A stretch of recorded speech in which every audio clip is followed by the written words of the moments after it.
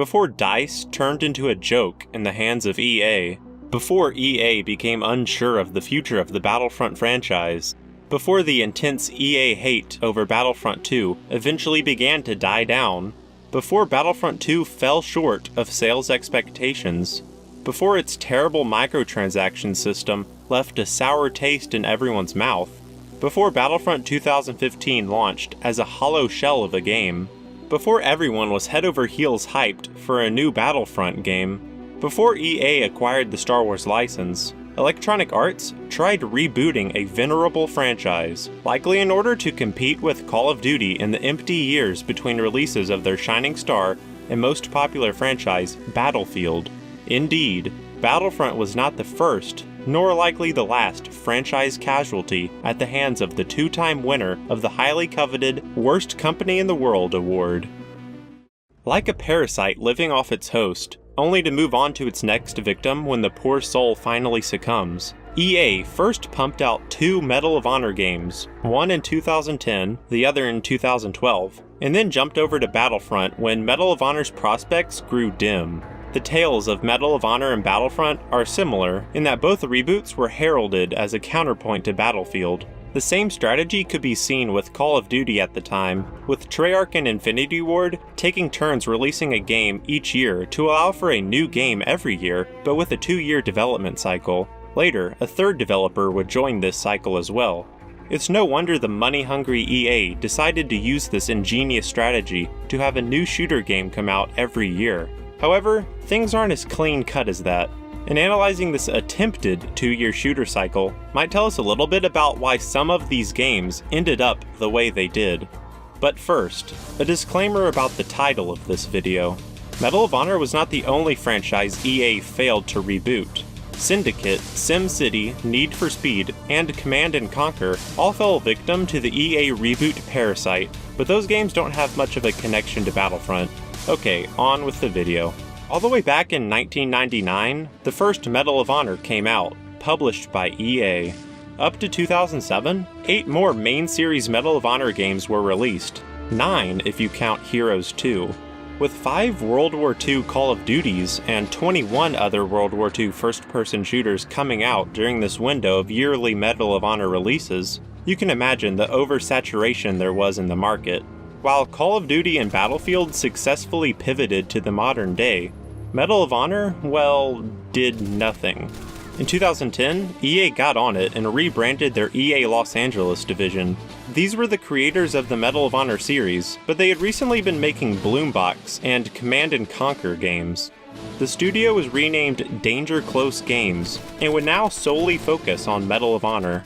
So later on that year, well after Call of Duty established its dominance in the market, Medal of Honor got its reboot.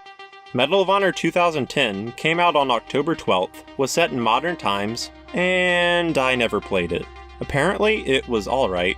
The campaign's short but okay, the graphics fine, the multiplayer uninspired, but overall a light 7 out of 10 kind of game. At least the game stuck to the roots of Medal of Honor in that the goal was to provide an authentic military experience that honored our veterans. Did anyone play it? It sold decently well. EA called it a success with a little over 5 million units sold a year out from launch. For comparison, Bad Company 2, which came out March 2010, sold 9 million units in a year. However, Medal of Honor failed to retain its audience, and it generated only a tiny portion of the community Bad Company came to enjoy. By the summer of 2012, Medal of Honor's multiplayer on PC had an average of 26 players online at any given moment, so basically it was completely dead. Bad Company 2, meanwhile, had 757 players at that point. EA may have made some money from the Medal of Honor reboot, but it didn't make the splash in the FPS market they were looking for. But they only had to wait until October of 2011 to finally see the success they were looking for, when Battlefield 3 released, and became EA's best-selling FPS game ever. So when Medal of Honor Warfighter, the sequel to the previous game, was announced on February 23rd of 2012, most people had high hopes.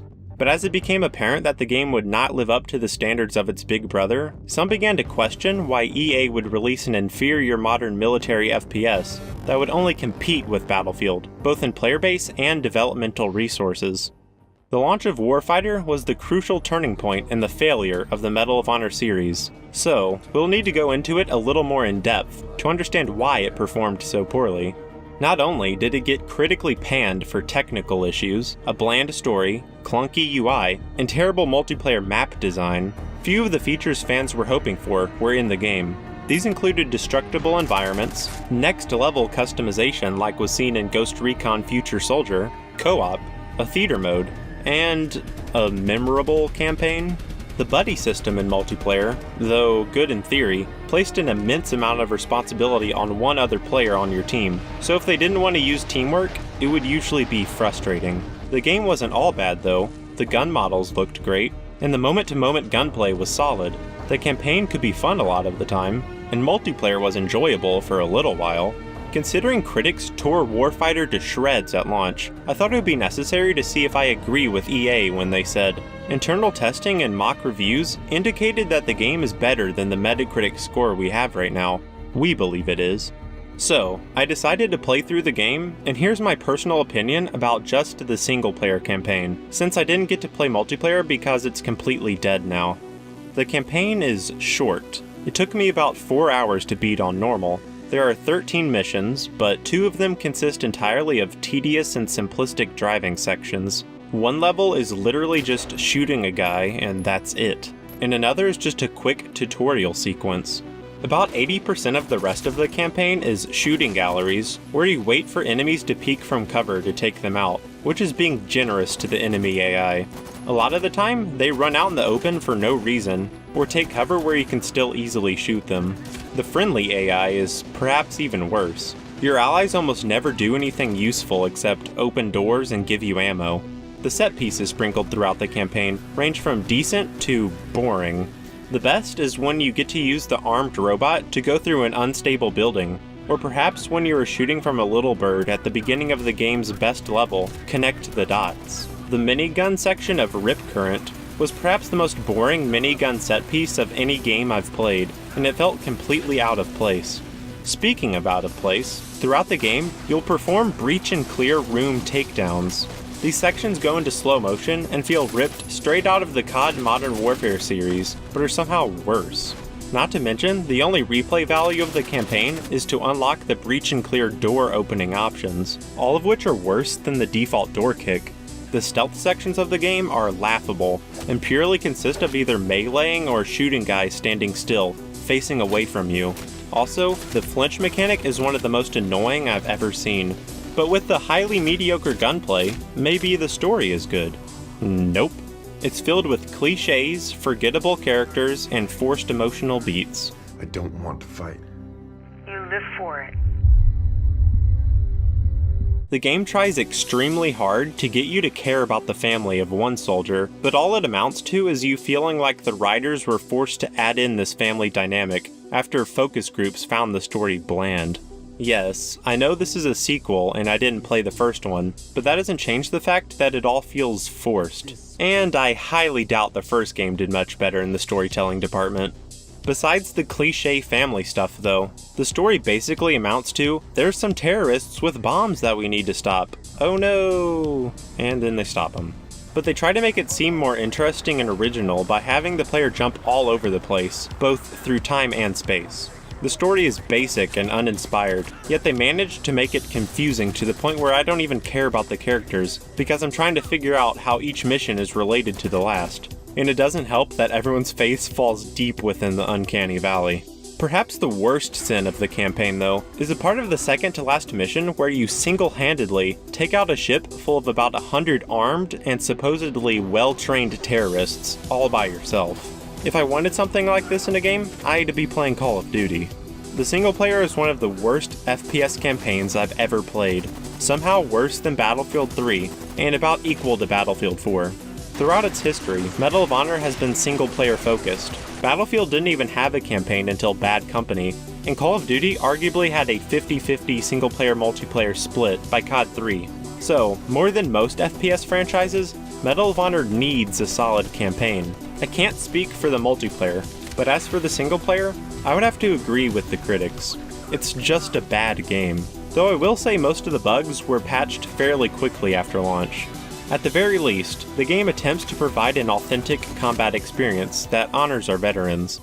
But overall, the three main forces that contributed the most to the failure of the game were the negative critical response, particularly due to the bugs, the lack of meaningful innovation from the competitors Battlefield and Call of Duty, and the busy release schedule. Black Ops 2, Far Cry 3, Assassin's Creed 3, Halo 4, Dishonored, PlanetSide 2, XCOM, Borderlands 2, The Witcher 2, and more came out in the same release window. I played the beta back in 2012, and I remember thinking that it felt like a lamer version of Battlefield 3. I definitely wasn't going to buy it, especially with the reviews it got, and also because I was hyped for Black Ops 2 and Halo 4. Most people must have felt similarly, because the game sold well below predictions, with 3 million units sold, 2 million below the previous game. Poor sales, combined with the massive budget, meant EA took a hit.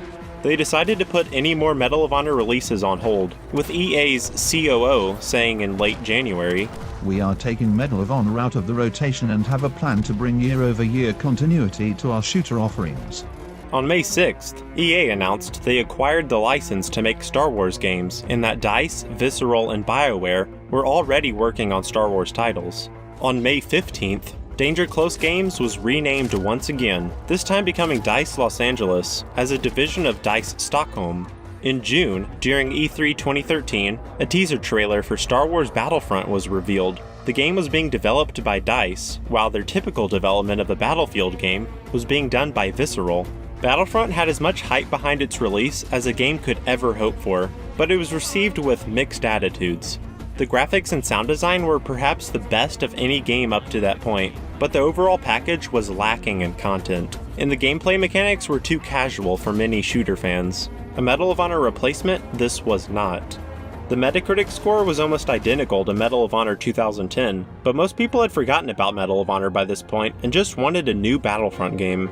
The two beloved Battlefront games, developed by Pandemic Studios and released in 2004 and 2005, gained praise for large-scale Star Wars battles across dozens of planets, with land and space vehicles to control, iconic heroes to fight with and against, and an infinitely replayable galactic conquest mode.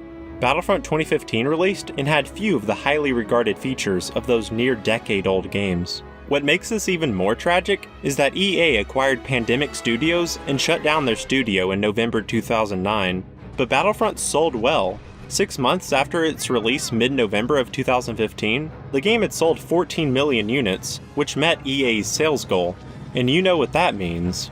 Battlefront 2 was announced in January 2016, and it was looking to be bigger and better in every way. Of course, you all know how that story goes, and I wouldn't be making this video if the prospects for EA's Battlefront 3 were sunshine and rainbows. Right now, it's unsure when the next Battlefront game will come out. Considering Battlefront 2's failure to reach sales goals was mostly due to the massive loot box controversy, EA should be smart enough to realize that if they release a Battlefront 3 without any shady business practices, it would be a big success. If. I think it's safe to call EA's reboot of Battlefront a colossal failure. Though they may not shut it down after only 2 games like they did with Medal of Honor, they desecrated the Battlefront name by making such a limp, lifeless, cynical product like these 2 games. Looking through the release timeline from 2007 to the present, and knowing the major things going on behind the scenes, can explain a lot about why the Medal of Honor and Battlefront reboots were such disappointments. In 2007, the last World War II Medal of Honor was released. And then by 2010, EA tasked Danger Close to fill in the gap year of Battlefield so they could have year-to-year FPS continuity. Though Bad Company 2 released in Q1 of 2010, and Medal of Honor in Q4 of the same year, so not technically a different release every year, Battlefield 3 released the next year, so there still was that continuity. It just meant Medal of Honor got sandwiched between games. Not only this, but since its multiplayer was developed by DICE, who was busy working on Battlefield, it meant resources were being stretched thin. Perhaps the reason why Medal of Honor's multiplayer felt so unoriginal was because DICE had so little time to work on it. But after BF3, the year-to-year continuity became less disheveled. Unfortunately, that did not translate into better games. When Danger Close was changed to DICE LA, their major task became fixing the terrible launch of Battlefield 4, and in my opinion, they managed to make BF4 into the best current-gen FPS on the market. But in 2014, no game was released as DICE Stockholm was busy working on Battlefront, DICE LA on BF4, and Visceral on Battlefield Hardline, which came out in early 2015. Because we know Hardline and Battlefront are in direct competition as shooters, it makes sense that EA wanted to release it as far away from Battlefront, which could partially explain why Hardline was received more poorly than other Battlefield titles. Perhaps it was a little rushed. But in any case, 2010 and 2015 had striking similarities, as a Battlefield spin-off released in March, and the rebooted franchise released that fall. And then after 2015, the year-to-year continuity cleaned up again as Battlefield 1, then Battlefront 2, and now in 2018, Battlefield 5 were released. If you've been paying attention, none of those games have been received as positively as anything before Battlefield 4, which could be explained by the fact that DICE has had to release a new game every year without much outside help. But looking at the timeline, if DICE had so much time to work on Battlefront 2015, why did it release with so little content? This is a great mystery, if you forget that this is EA we're talking about. If history is to repeat itself, we won't see a new Battlefront or Battlefield game in 2019, and in 2020, we will see a Battlefield spin-off in March. Please be Bad Company 3. And then later that fall, we will see a rebooted shooter franchise, which will sell decently, get a lot of 7 out of 10 review scores, and ultimately ring hollow for most shooter fans. What could this new franchise be, assuming Battlefront is dead? My bet is on either Army of Two, Titanfall, or Soldier of Fortune. Battlefront was not the first failed reboot by EA, nor will it be the last. The tale of Medal of Honor is a tragic one. Once the king of World War II shooters, it was dethroned by Call of Duty, and when it tried to get back up, it was pushed away like an unwanted dog, long past its prime. Was there ever any chance the Medal of Honor reboot would succeed? I don't think so. Call of Duty and Battlefield had too big a head start. Star Wars Battlefront, on the other hand, had every opportunity to succeed, and it still managed to fail, mostly due to EA's business practices. Will we see another Battlefront? Who knows? But one thing is certain, EA can't reboot a franchise to save its life. This has been Sovern Gaming. Thanks for watching.